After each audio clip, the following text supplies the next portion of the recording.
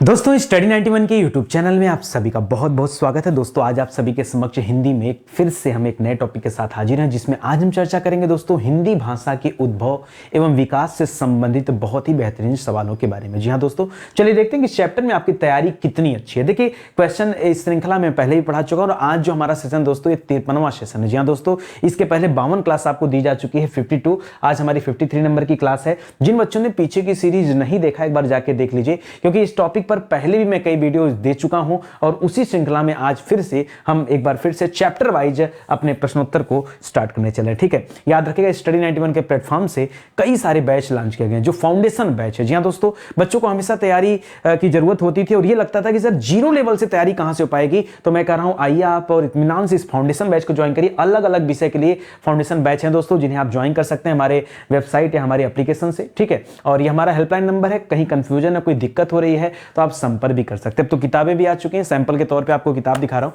ये किताबें भी आ चुकी हैं दोस्तों, तो इसके माध्यम से भी आप अपनी तैयारी को आगे बढ़ा सकते हैं। ठीक है, चलिए स्टार्ट करते हैं और सवालों का सिलसिला शुरू होता है। बहुत ध्यान से पढ़िएगा और देखिएगा और बताइएगा कि कौन सा जवाब आपका सही होगा। पहला सवाल है दोस्तों, लिख रहा है कौन सी बोली पूर्वी हिंदी। जी हां दोस्तों, पूर्वी हिंदी वर्ग की बोली नहीं है। पूर्वी हिंदी की बोली दोस्तों कौन सा नहीं है आपको बताना है। आपके सामने लिख रहा अवधी है, बघेली है, छत्तीसगढ़ी है, बुंदेली। बहुत सारे बच्चों के दिमाग में आ रहा होगा सर पूर्वी हिंदी क्या होता है। ठीक है, तो देखिए अगर हम एक भारत के ऐसे मैप को बनाए दोस्तों, तो मैं एक शॉर्टकट ट्रिक दे रहा हूं। देखिए सबसे पहले क्या होता है, सबसे पूरब इधर होता है ना, तो पूरब इधर रखो, पूरब से याद रखना है पूर्वी हिंदी है। ठीक है, यहां पश्चिम साइड है ना, तो पश्चिम से याद रखना पश्चिमी हिंदी है।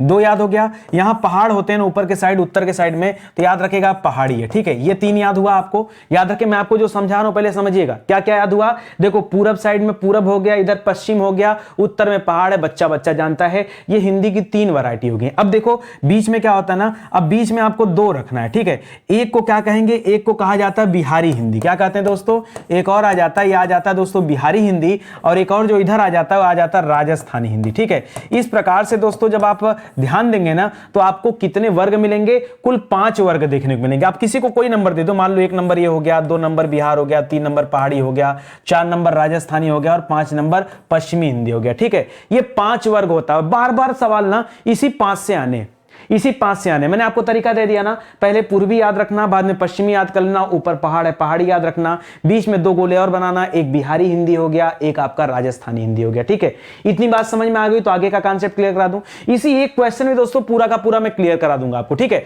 अब चलिए इधर से शुरू करते हैं। पहला नंबर दोस्तों पूर्वी हिंदी का है। अब देखिए जब पूर्वी हिंदी के बारे में आप पढ़ते हैं ना, तो पूर्वी हिंदी वापस से 3 खंडों में विभाजित हो जाती है। इसको अलग पेन से लिख दे रहा हूं ताकि आपको समझ में। ठीक है, पूर्वी हिंदी के कितने खंड हो जाते हैं दोस्तों, 3 खंड हो जाते हैं। ठीक है, अब वो खंड कौन कौन से होते हैं दोस्तों, तो याद रखिएगा पूर्वी हिंदी के अंतर्गत आता है, सबसे पहले लिखेगा छत्तीसगढ़। ठीक है, तो छत्तीसगढ़ी में चलती दोस्तों, छत्तीसगढ़ में चलता है छत्तीसगढ़ी। ठीक है, दूसरा याद रखेगा अवधी।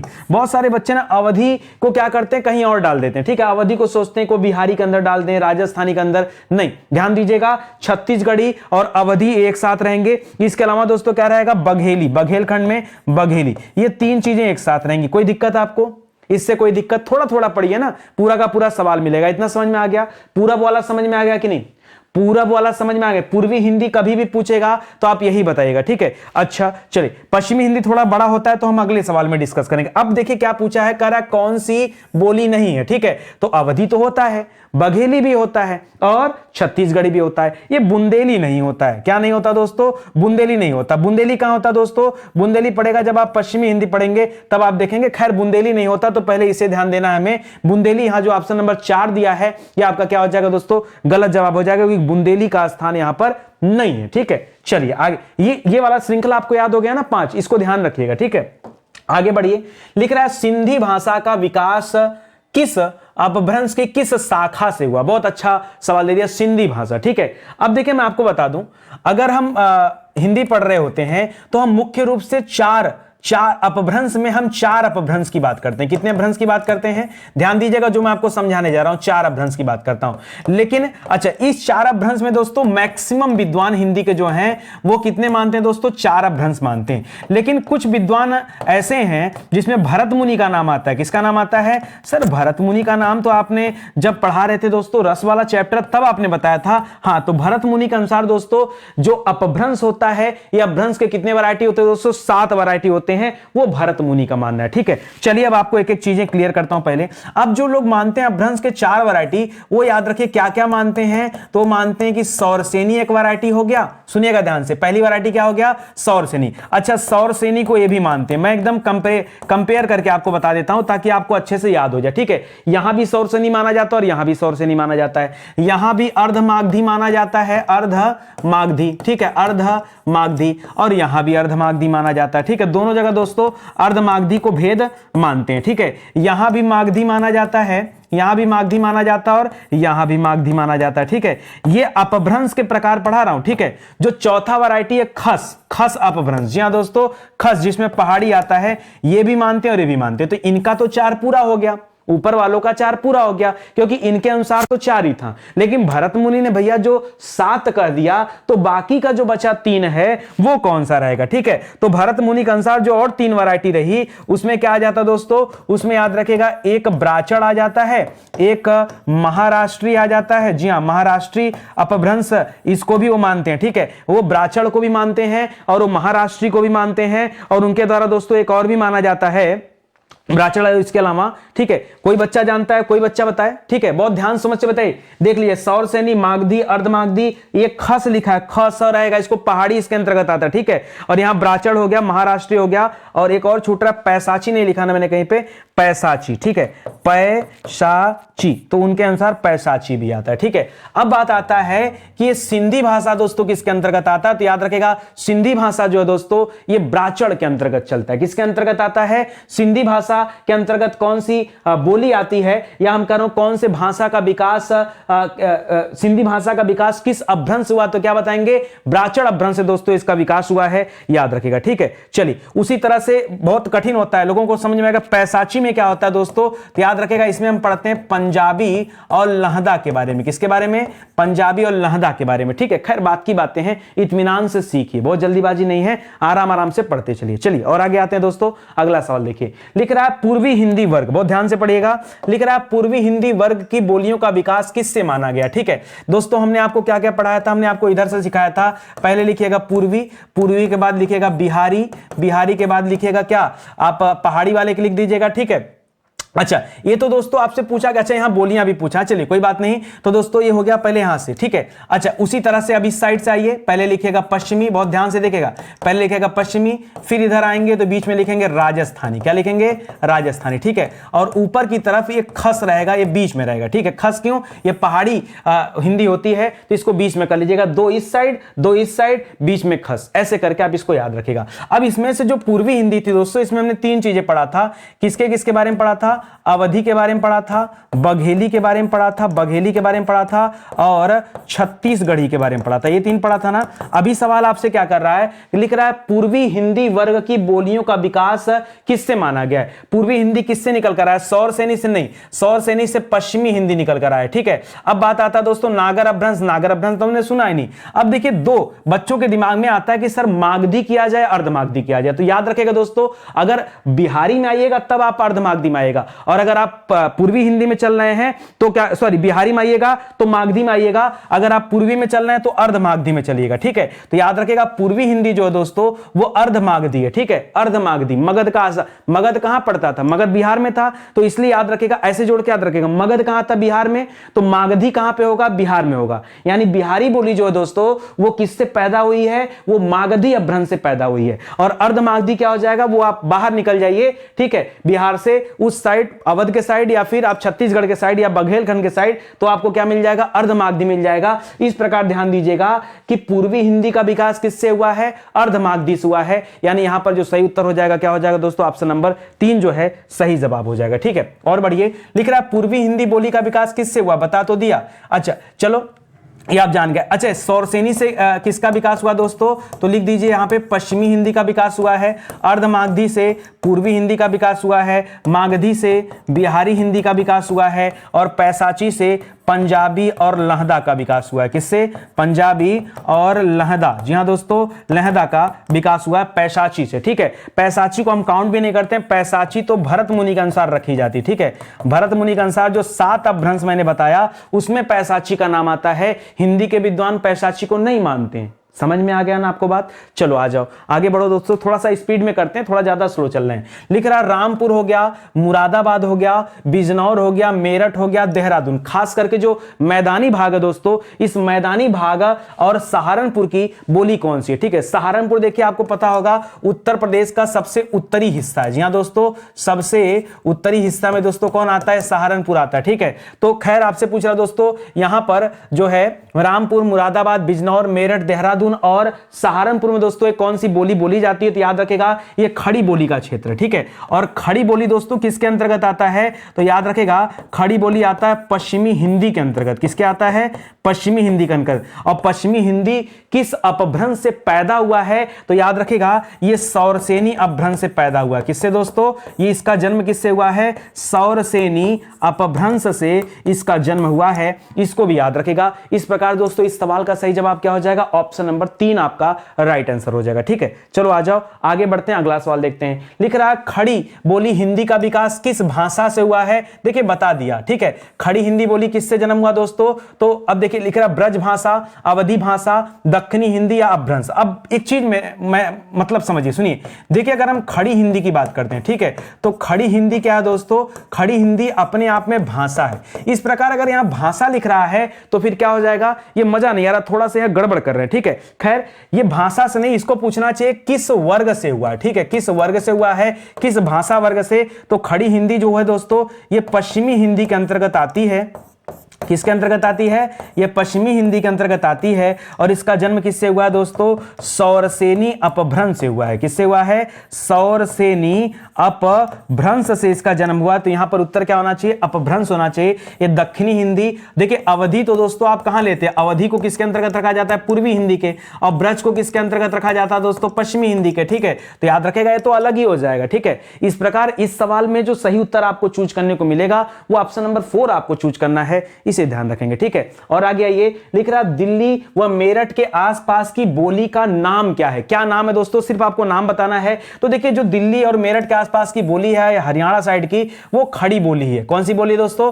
खड़ी बोली है। ठीक है, इसको याद रखें। और खड़ी बोली किसके अंतर्गत आती है दोस्तों? तो याद रखेगा खड़ी बोली आती पश्चिमी हिंदी के अंतर्गत। ठीक है, और ब्रज भाषा भी किसके अंतर्गत आता है? भी पश्चिमी में आता है। पंजाबी किस में आता है दोस्तों? तो पंजाबी आता है पैशाची के अंतर्गत। किसके अंतर्गत आता है? पैशाची के। और अवधि आता है पूर्वी के अंतर्गत। ठीक है, चलिए आगे बढ़ते हैं। ये देखिए पैशाची ये अपभ्रंश है। पैशाची क्या है? ये अपभ्रंश है। बाकी अगर ये बात करें तो हिंदी की वैरायटी है। ये दोनों क्या है दोस्तों? ये हिंदी की वैरायटी है, तो दोनों में अंतर है। ठीक है, ये अपभ्रंश का पार्ट है और ये हिंदी वर्ग का पार्ट है। लिख रहा बिहारी हिंदी का विकास किस प्राकृत या अपभ्रंश से माना गया? पहले भी बता चुका दोस्तों कि आपको बताया था, ऐसे करके बताया था कि देखिए ये आपका क्या हो जाएगा, ऐसे बताया था कि देखिए आपका पूर्वी है। ठीक है, ये पूर्वी है और ये आपका क्या है? ये पश्चिमी है। तरीका मैंने जो समझाया था याद रखिए। यहां मैंने बताया था कि ये राजस्थानी है। क्या है? ये राजस्थानी है। और इस साइड मैंने बताया था कि बिहारी है। क्या है? बिहारी है। और बीच का जो मैंने बता दिया था कि भैया एक खस है। खस का मतलब पहाड़ी है। खस का मतलब क्या है? पहाड़ी है। ठीक है, इसमें गढ़वाली, कुमायूनी ये सब आता है। ठीक है, आपसे क्या पूछा? बिहारी हिंदी, मतलब आपसे ये वाला पोर्शन पूछ रहा है। ठीक है, और बिहारी हिंदी का जन्म किससे हुआ? तो बताया था कि बिहार में क्या है दोस्तों? मगध। मगध कहां था? बिहार में ना। तो याद रखेगा इसका जन्म किससे हुआ? मागधी से हुआ। अर्धमागधी मत करेगा। अर्धमागधी में क्या होता है दोस्तों? याद रखेगा अर्धमागधी से पूर्वी हिंदी का विकास हुआ है। किसका हुआ है? पूर्वी हिंदी का विकास हुआ है। पैसाची तो करना नहीं क्योंकि पंजाबी और लहदा आता है। तो इस सवाल का जो सही उत्तर हो जाएगा क्या हो जाएगा? ऑप्शन नंबर 2 आपका राइट आंसर हो जाएगा। अगर पूछा बिहारी हिंदी तो बताएंगे क्या? मागधी से, मागधी अपभ्रंश से दोस्तों बिहारी हिंदी का जन्म हुआ है। इसको याद रखेंगे। ठीक है, आगे बढ़िए। लिख रहा हिंदी खड़ी बोली किससे पैदा हुई है? तो याद रखेगा खड़ी बोली पैदा हुआ दोस्तों सौरसेनी से। याद रखेगा। अच्छा एक चीज और बता दूं, सौरसेनी से कई सारी चीज निकली है। सबसे पहले याद रखेगा हिंदी खड़ी बोली। ठीक है, हिंदी खड़ी बोली। अच्छा एक चीज और याद रखेगा, हिंदी खड़ी बोली को ही दोस्तों हम लोग कौरवी कहते हैं। क्या कहते हैं? हिंदी खड़ी बोली को हम लोग क्या कहते हैं? कौरवी कहते हैं। दूसरा याद रखेगा बुंदेलखंडी। जी हाँ दोस्तों, बुंदेलखंडी। जी हाँ, देखिए बहुत सारे बच्चे कंफ्यूज होते हैं, एक बघेली देता है। ठीक है, बघेली, बुंदेलखंडी नहीं, इसको बुंदेली बोलते हैं। ठीक है, अच्छे से लिखेंगे तो बुंदेली बोलिए, बुंदेली। ठीक है, बुंदेली। ठीक है, समझ में आ रहा है? तो इसको याद रखेगा। तो यहां पे दोस्तों हम जो पढ़ा रहे हैं ना, याद रखिए सौरसेनी अपभ्रंश है। सौरसेनी अपभ्रंश से पैदा हुआ है, याद रखेगा पश्चिमी हिंदी पैदा हुई है। क्या पैदा हुई है?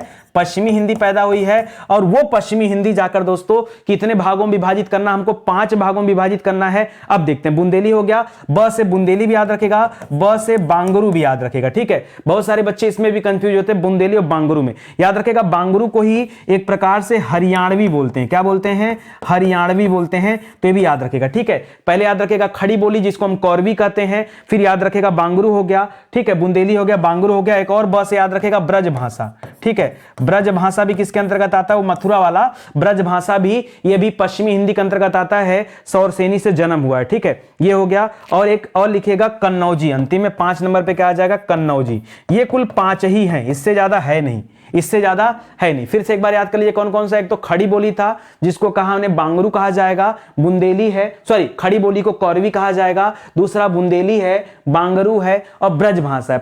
3 नाम तो ऐसे हैं जो ब से हैं, 5 में से 3, ठीक है, उसको याद रखेगा। और अंतिम में कन्नौजी याद रखेगा, ये होता है। जन्म किससे हुआ है? तो इनका जन्म हुआ पश्चिमी हिंदी से, और पश्चिमी हिंदी का जन्म हुआ है अपभ्रंश से। बस इतनी बात ध्यान रखिएगा। चलिए आगे बढ़िए। लिख रहा है खड़ी बोली का दूसरा नाम क्या है? बता तो दिया। खड़ी बोली का नाम क्या है दोस्तों? कौरवी है। क्या नाम है? कौरवी है। हरियाणवी किसका नाम है दोस्तों? तो हरियाणवी बांगरू का नाम है। किसका नाम है? बांगरू का नाम क्या है? हरियाणवी है।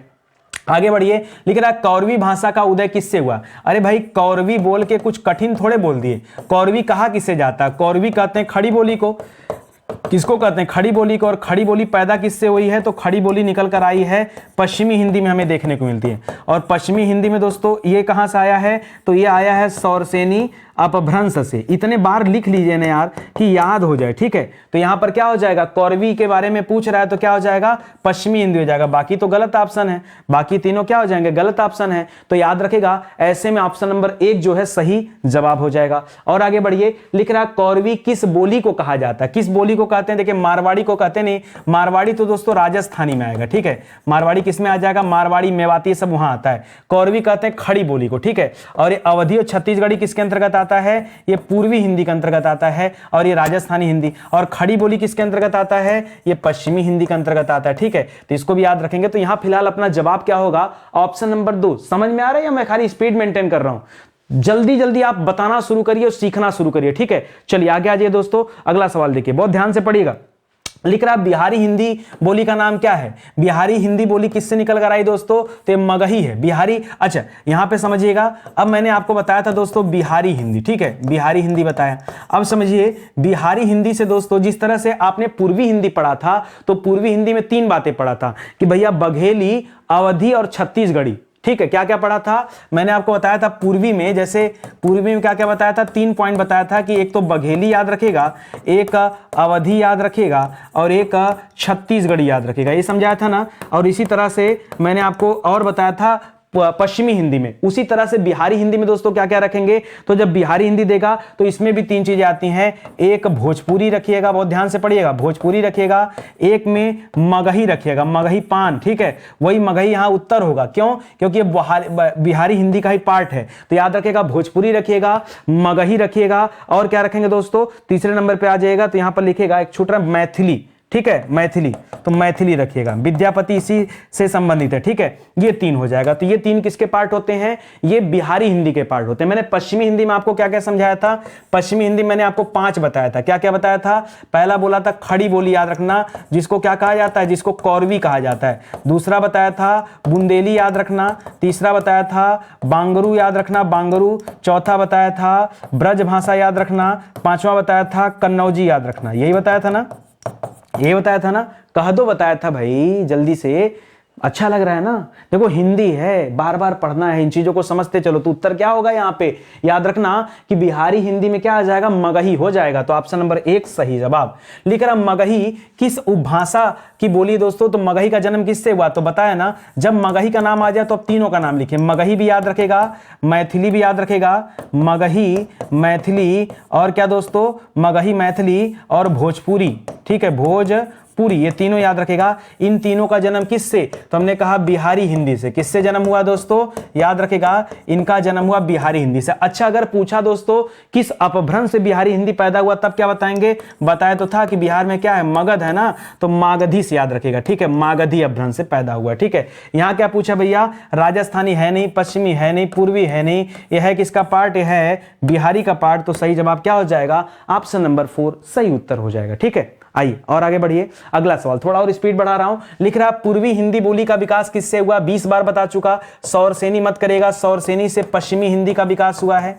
इससे किसका हुआ है? पश्चिमी हिंदी का विकास हुआ है। अर्धमागधी में, जी हां, अर्धमागधी हो जाएगा, क्योंकि अर्धमागधी से किसका विकास हुआ दोस्तों? पूर्वी हिंदी का विकास हुआ है। यह आपका सही जवाब हो जाएगा।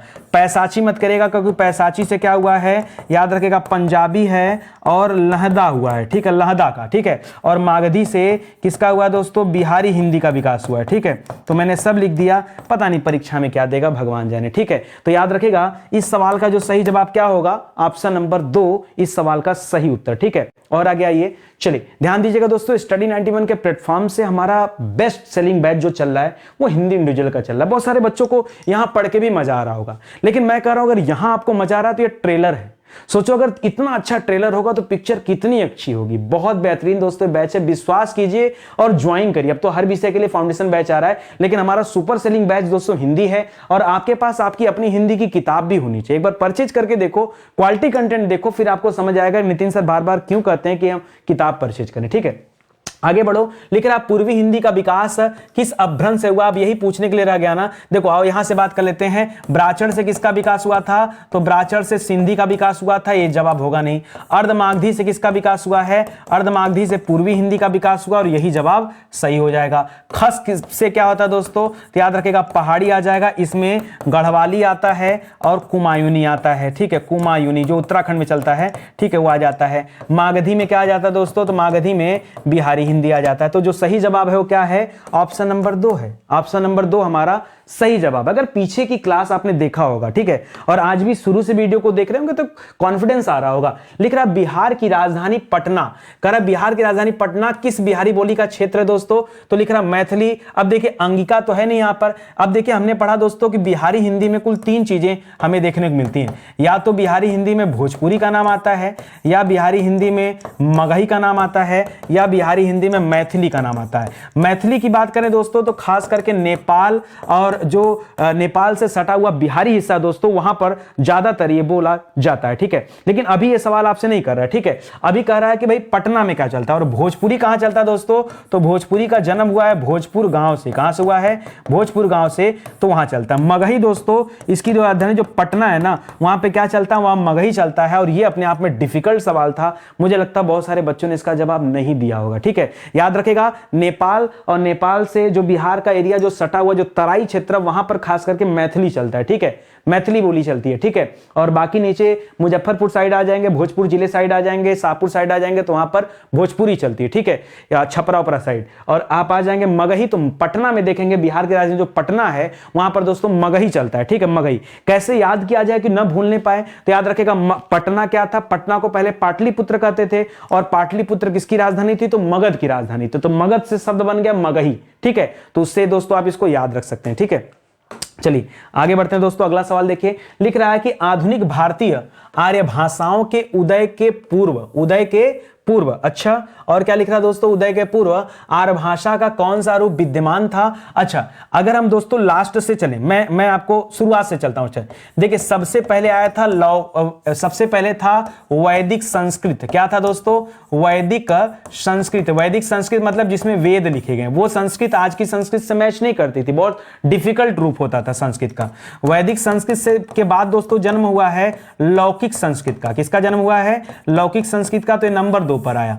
लौकिक संस्कृत के बाद दोस्तों कहा जाता है पाली भाषा का उदय हुआ है, जन्म हुआ है। पाली भाषा के बाद दोस्तों प्राकृत का जन्म हुआ है। प्राकृत के बाद दोस्तों अपभ्रंश का जन्म हुआ है। किसका जन्म हुआ, अपभ्रंश का जन्म हुआ है। और अपभ्रंश से दोस्तों क्या निकला है, खड़ी बोली निकली है, ठीक है। अपभ्रंश से किसका विकास हुआ, खड़ी बोली। अब आप देखो कि आपसे पूछना क्या चाह रहा है, ठीक है, आपसे कह रहा है कि आधुनिक भारतीय जो आर्य भाषा है, जो अभी अभी हम लोग पढ़ रहे थे कई टाइप का, तो दोस्तों उसका उदय किससे हुआ है, ठीक है, फिर से अलग आ गया, उसका उदय किससे हुआ है, तो याद रखेगा। अब यहां आप लिख रहा है कौन सा रूप इसके पहले विद्यमान था, तो संस्कृत तो बहुत पहले विद्यमान था, पाली और भी ज्यादा, प्राकृत और भी ज्यादा पहले। तो याद रखेगा अभी लेटेस्ट में देखेंगे आप अपने से खड़ी बोली के पहले तो अपभ्रंश नजर आएगा। तो ये आपको करना है, जो बच्चा नहीं समझ पाएगा ना वो संस्कृत कर लेगा। अरे आपसे थोड़े पूछ रहा है कि बताइए आदि जननी कौन, अगर आदि जननी पूछता, अगर आदि जननी पूछता तब ना हम जवाब देते हैं कि भैया संस्कृत आदि जननी है, तब हम कहते हैं संस्कृत क्या है, आदि जननी है। आदि जननी तो पूछ नहीं रहा है, वो पूछ रहा है एकदम लास्ट से फर्स्ट देखना है, ठीक है। तो ध्यान दीजिएगा यहां पर अपभ्रंश जो है सही जवाब होगा। लिख रहा आधुनिक भारतीय भाषाओं का विकास किससे हुआ है, भाई किससे भाषा का विकास हुआ है, तो अपभ्रंश हुआ है। क्योंकि अगर हम अवधि की बात करें तो अवधि तो पूर्वी हिंदी का हिस्सा है, और पूर्वी हिंदी दोस्तों आप जानते हैं किससे निकल कर आया, तो पूर्वी हिंदी जो है यह अर्ध मागधी अपभ्रंश से पैदा हुआ है, अर्ध मागधी अपभ्रंश से पैदा हुआ है, ठीक है। तो आप समझिएगा, आप सीधा सीधा अपभ्रंश लीजिए ना, क्यों इतना पीछे जाना। खड़ी बोली की जो बात कर रहा है, तो खड़ी बोली दोस्तों, खड़ी बोली किसके अंतर्गत आता है, खड़ी बोली आता है पश्चिमी हिंदी के अंतर्गत। और पश्चिमी हिंदी कहां से पैदा हुई है, तो याद रखेगा पैदा हुई है सौरसेनी अपभ्रंश से। किससे पैदा हुई है, सौरसेनी अपभ्रंश से इसका जन्म हुआ। उसी तरह से ब्रज भाषा भी दोस्तों याद रखेगा पश्चिमी हिंदी और सौरसेनी अपभ्रंश से आया। तो जो सही जवाब होगा क्या होगा दोस्तों, याद रखेगा ऑप्शन नंबर 1 होगा, अपभ्रंश से पैदा हुए हैं। आधुनिक भारतीय भाषा किससे पैदा हुए हैं, तो अपभ्रंश से दोस्तों इनका जन्म हुआ है, इसलिए अपभ्रंश यहां पर सही उत्तर करिएगा, ठीक है। आगे बढ़िए, लिख रहा निम्नलिखित युग्मों में से कौन सा युग्म क्या है, गलत है। जो गलत हो पहचानिए। लिख रहा अवधि किसमें आता है, पूर्वी हिंदी में बिल्कुल आता है, और अवधि ही नहीं, याद रखेगा हम यही सब लिख दे रहे हैं, अवधि भी आता है, यहीं बघेली आता है, बघेली आता है, और यहीं पर छत्तीसगढ़ी भी आता है। भाई तीनों आते हैं ना, तो तीनों याद रखिए। उसी तरह से पश्चिमी हिंदी में ब्रज भाषा आता है क्या, बिल्कुल ब्रज भाषा भी आता है, बांगरू भी आता है, और क्या आता है, बांगरू भी आता है, कन्नौजी भी आता है, और क्या आता है, खड़ी बोली भी आता है, खड़ी बोली भी आता है, और ब से ब्रज भाषा, ब से बांगरू, और एक ब से और कौन सा नाम था, बार बार इसमें यार हम कंफ्यूज होते हैं। और एक कौरवी हो गया, ये हो गया, और बुंदेली छूट रहा है, बघेली है, बुंदेली छूट रहा है, ठीक है। ये हमने 3 ब अगर ना ध्यान दो ना तो स्किप कर जाएगा, ठीक है। भोजपुरी का जन्म दोस्तों पूर्वी हिंदी से नहीं है, गलत हो जाएगा, ठीक है। भोजपुरी नहीं आया दोस्तों, याद रखेगा पूर्वी हिंदी से जन्म किसका हुआ है, तो ऊपर तो दिया है, ठीक है। तो याद रखेगा भोजपुरी से पूर्वी हिंदी गलत दे दिया, बाकी ये वाला भी सही है। तो जो आपका सही जवाब दोस्तों ये हो जाएगा। क्यों, क्योंकि मैं आपको बता दूं कि अगर पूर्वी हिंदी की हम बात कर रहे हैं तो पूर्वी हिंदी से दोस्तों किसका किसका जन्म हुआ है, ओहो, पूर्वी हिंदी से किसका किसका जन्म हुआ है, पूर्वी नहीं, हमको ये बताना पड़ेगा ना कि भोजपुरी किस में है। तो भोजपुरी आता है भैया बिहारी हिंदी में, बिहारी हिंदी में आता है, और बिहारी में 3 चीज़ों का जन्म हुआ है।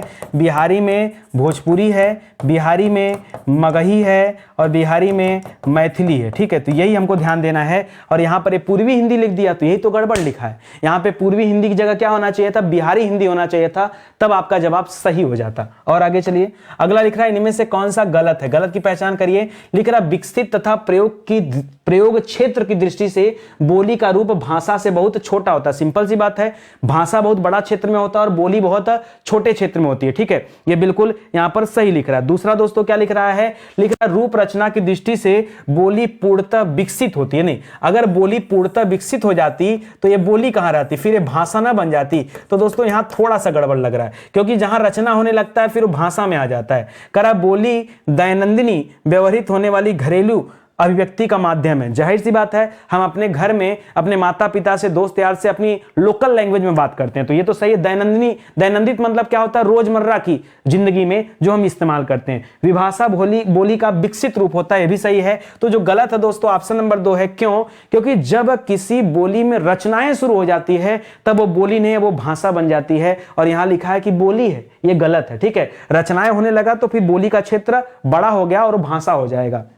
लिख रहा है दोस्तों, लिख रहा है देवनागरी लिपि का सर्वप्रथम प्रयोग ये किस राज्य में हुआ माना जाता है। सबसे पहली बार जो हम लिखते हैं दोस्तों देवनागरी लिपि, ये सबसे पहले किस राज्य में इसका प्रयोग माना जाता है। अपने आप में डिफिकल्ट सवाल, क्यों इस तरह के सवाल आप में से किसी बच्चे ने कभी हल नहीं किया, ईमानदारी से बताना अगर मैं झूठ बोल रहा हूं तो, ठीक है। अच्छा दोस्तों, हम किस लिपि में लिखते हैं दोस्तों, तो हम हिंदी को किस लिपि में लिखते हैं, याद रखेगा ये जो हम हिंदी लिखे दोस्तों, ये देवनागरी लिपि में लिखे। कौन सा लिपि है, देवनागरी लिपि में दोस्तों हमने लिखा है। और इसका प्रथम प्रयोग दोस्तों जो देखने को मिलता है ना, वो गुजरात में देखने को मिलता है, ठीक है। गुजरात राज्य में दोस्तों पहली बार देवनागरी लिपि में लिखे जाने का प्रमाण है, ये माना जाता है। ये आपके लिए एकदम से नया सवाल है, तो यहां पर दोस्तों ऑप्शन नंबर 4 करिएगा, ठीक है। बहुत सारे बच्चे हम महाराष्ट्र करते हैं, वो गलत हो जाएंगे। अच्छा ऐसा क्यों होता है, तो याद रखें कहा जाता है कि गुजरात में पहले नागर ब्राह्मण रहते थे। नागर ब्राह्मण कहां निवास करते थे, तो नागर ब्राह्मण निवास करते थे गुजरात में, और उन्हीं के द्वारा दोस्तों ये देवनागरी लिपि का दोस्तों जन्म किया गया है, इसलिए दोस्तों ऐसा होता है। लिख रहा कौन सी भाषा देवनागरी लिपि में लिखी जाती, बांग्ला, पंजाबी, गुजराती या मराठी, ठीक है। तो याद रखेगा जन्म जरूर गुजरात में हुआ है, लेकिन अगर हम देवनागरी में लिखी जाने वाली भाषा की बात करें तो याद रखें दोस्तों मराठी लिखी जाती, ठीक है। जबकि भरत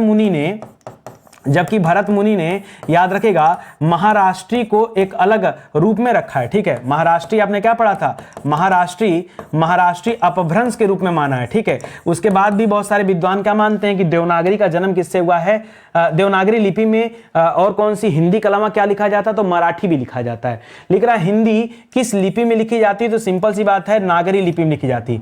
खरोष्ठी और ब्राह्मी की बात करेंगे तो अशोक वगैरह के जो शिलालेख मिले हैं, अशोक के शिलालेख जो मिले हैं दोस्तों, वो किस में मिले हैं, वो जो है ब्राह्मी और खरोष्ठी लिपि में मिले हैं, ठीक है। वहां तो 3 चीजें मिली, एक तो ब्राह्मी लिपि देखते हैं, खरोष्ठी लिपि देखते हैं और आर्मेयिक लिपि देखते हैं, जहां यूनानी भाषाओं का समावेश हो जाता है पूरी तरह से। यूनानी लिपि और ब्राह्मी और यूनानी मिलकर तो वहां पर खरोष्ठी लिपि आ जाता है, ठीक है। तो यहां पर दोस्तों नागरी हो जाएगा आपका सही जवाब। लिख रहा है देवनागरी लिपि में स्वर वर्णों की संख्या कितनी होती, कितने स्वर होते हैं देवनागरी में, तो याद रखेगा कुल 11 स्वर होते हैं, ठीक है। कौन कौन सा होता है, तो याद रखेगा अ आ ई ई, अ आ ई उ री नहीं मानते हैं, ठीक है। उ ओ 4 4 8 हो गया, ओ ए ऐ, ठीक है। कितना हो गया दोस्तों, अ आ ई उ, ठीक है। ओ ए ऐ, ठीक है, ये हो जाएंगे। और एक और री को माना जाता है, ठीक, अंग को नहीं माना जाता, री को लेके 11 हो जाएंगे, ठीक है। याद रखेगा अंग को और अह को यहां पे नहीं रखा जाता है, क्यों, क्योंकि दोस्तों ये अनुस्वार में रखा जाता है, ठीक है। और अ क्या हो जाएगा, ये विसर्ग में आ जाता है, ठीक है। तो इन दोनों को शामिल नहीं किया जाता है, ना तो ये स्वर में आते हैं ना ये व्यंजन में आते हैं, ठीक, इनको छोड़ दिया जाता है। बाकी संख्या कितनी है, 11 है। कितनी है, 11। कुल संख्या की बात करेंगे, अगर कुल कभी लिख दिया कि कुल संख्या कितनी है, तो कुल संख्या 13 है, ठीक है। इसको भी याद रखिएगा। आगे लिख रहा है दोस्तों देवनागरी लिपि मूलतः क्या है, यह वर्णात्मक है, अक्षरात्मक है, चित्रात्मक है या प्रतीकात्मक है। जैसे मान लीजिए आपने ऐसे बनाया क या फिर ऐसे बनाया दोस्तों ख, तो दोस्तों ये क्या है, ये कोई वर्णात्मक है या फिर चित्रात्मक है, क्या है, तो दोस्तों कंफ्यूज मत होएगा, इसको हम अक्षरात्मक कहते हैं। क्या कहते हैं, देवनागरी लिपि मूलतः उसको क्या माना जाता है, मूलतः तो याद रखेगा इसको अक्षरात्मक माना जाता है। और ये बाएं से दाएं तरफ लिखा जाता है, बाएं से दाएं की तरफ दोस्तों ये लिखा जाता है। और ये आप ध्यान दीजिएगा, इसको वर्णात्मक नहीं माना जाता है, चित्रात्मक नहीं माना जाता, ये अक्षर माने जाते हैं, इसलिए इसको अक्षरात्मक कहते हैं। लिख रहा है देवनागरी लिपि की सबसे बड़ी विशेषता क्या है, लिख रहा है हिंदी भाषा की लिपि होना, प्राचीन लिपि होना, अनेक भारतीय भाषाओं की लिपि होना, सर्वाधिक वैज्ञानिक लिपि होना, एक ध्वनि के लिए एक संकेत होना। तो दोस्तों जो सबसे बड़ी विशेषता है वो यही है, क्या है, कि एक वैज्ञानिक लिपि है और हर एक ध्वनि के लिए एक संकेत दिया गया है, ठीक है, एक संकेत दिया गया। आप ऐसा सोचो ना कि अगर हम इंग्लिश भाषा की बात करते हैं तो अंग्रेजी कहता है कि भाई हम 26 अक्षर हमारे पास हैं, ठीक है, और हमारे पास क्या दोस्तों, इसका जस्ट डबल गुणे 2, 26 दूना 52 अक्षर तो दोस्तों हमारे हिंदी भाषा में, ठीक है। तो हमारी वर्णमाला कितनी बड़ी है, देखो इनके दोगुने के बराबर है। अंग्रेजी वाले 26 में काम करते हैं और हम लोग क्या करते हैं, 52 वर्ड हमारे पास है, ठीक है। तो इसको याद रखेगा। और हर एक ध्वनि के लिए अलग अलग संकेत हैं। लिख रहा है निम्नांकित में से कौन सी विशेषता देवनागरी में नहीं है, जो नहीं है वो पहचानिए। लिख रहा है इसमें जैसा उच्चारण होता है वैसा ही लिखा जाता है, तो सही है। बुरा क्या इसमें, तो सही बता रहा है। इसमें एक ध्वनि के लिए एक प्रतीक होता है, ये भी सही है। इसमें शिरोरेखा का प्रयोग महत्वपूर्ण है। आप चाहे क लिखे लाइन देना पड़ेगा, चाहे ख लिखे लाइन देना पड़ेगा, चाहे ग लिखे लाइन देना पड़ेगा, चाहे प लिखे। दोस्तों ये जो ऊपर की लाइन है ना, इसी को क्या कहते हैं, इसी को शिरोरेखा कहते हैं, तो घबराइएगा मत, ठीक है। ये भी सही है। विकास की दृष्टि से यह लिपि ब्राह्मी और खरुष्ठी के समकालीन, नहीं, ये इसके समकालीन नहीं है। इससे और देवनागरी से कोई लेना देना नहीं है। देवनागरी लिपि तो बहुत बाद में आई है, ये सब तो अशोक के काल में दोस्तों इस्तेमाल की जाने वाली लिपियां थी, ठीक है। तो इसको याद रखेगा। ऑप्शन नंबर डी यानी चौथा जो ऑप्शन दोस्तों आपके गलत लिख रहा है, ये सही नहीं है, ठीक है। लिख रहा है देवनागरी लिपि के विषय में क्या सत्य नहीं है। सत्य नहीं है का मतलब क्या दोस्तों, कौन सा असत्य है बता दीजिए। लिख रहा है दाएं से बाएं लिखी जाती है। देखो दाएं से बाएं उर्दू लिखा जाता है, ठीक है। अगर हम देवनागरी की बात करें, देवनागरी की बात करें तो देवनागरी कैसे लिखा जाता है दोस्तों, दाएं नहीं, अभी पीछे ही बताया था, इसको बाएं से दाएं लिखते हैं। कहां लिखते हैं, इसको बाएं से दाएं लिखा जाता है, तो यहां तो उल्टा लिख दिया है, दाएं से बाएं, यही आपका गलत हो जाएगा। इसकी उत्पत्ति नागर ब्राह्मणों से मानी जाती है, ये सही है। और नागर ब्राह्मण कहां के थे, तो याद रखेगा नागर ब्राह्मण थे, गुजरात से बिलोंग करते थे। या अक्षरात्मक लिपि, ये भी सही बता दिया। और शिरोरेखा का प्रयोग किया जाता है, ये भी आपको समझा दिया। तो इस सवाल का जो सही जवाब है ऑप्शन नंबर 1, एकदम ध्यान में रखिएगा, यह आपका राइट आंसर हो जाएगा। चलो आगे बढ़ो। लिख रहा पंजाबी किस लिपि में, पंजाबी की लिपि क्या है, देखो देवनागरी नहीं है। देवनागरी में तो दोस्तों मराठी आता है, ठीक है, मराठी आता है। और यहां पंजाबी की बात करेंगे तो गुरुमुखी लिपि है दोस्तों, याद रखिएगा, फारसी रोमन मत करेगा, ठीक है। ऑप्शन नंबर 2 इस सवाल का क्या हो जाएगा, सही उत्तर हो जाएगा। तो थोड़ा सा नए नए सवालों के साथ प्रैक्टिस आपने किया। पुराना जो हमारा पहला, इस सीरीज का जो हमारा पहला वीडियो था, हमने यहीं से अपने विषय की शुरुआत किया था, हिंदी विषय की, कि हम पढ़ेंगे हिंदी भाषा का विकास और उसका उद्भव, ठीक है, उसके उद्भव के बारे में। और पूरे 52 लेक्चर में पूरे हिंदी को मैंने समराइज कर दिया था। आज जब 53वें लेक्चर की बारी आई तो फिर से हम हिंदी को एक बार स्टार्ट कर रहे हैं एकदम बेसिक से। तो मजा आया पढ़ करके कि नहीं, ये बताओ, ठीक है। और एक निवेदन आप सभी से, आप वीडियो को लाइक नहीं करते, शेयर नहीं करते।